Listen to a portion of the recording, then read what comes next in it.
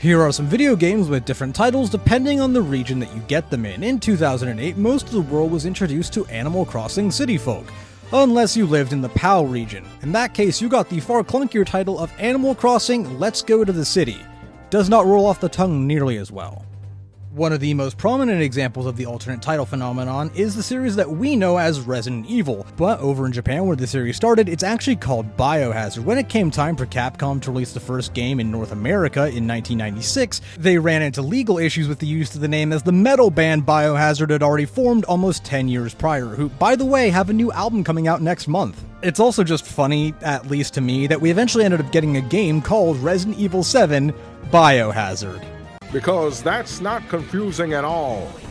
Another long-running series with a history of alternate titles being used is Star Fox. While it's always been released as Star Fox in Japan and North America, the same cannot be said for the PAL region. When the first entry in the series, released in 1993 for the Super Nintendo, over in the PAL region it was instead called Starwing, due to some potential issues with a German company at the time named Star Fox.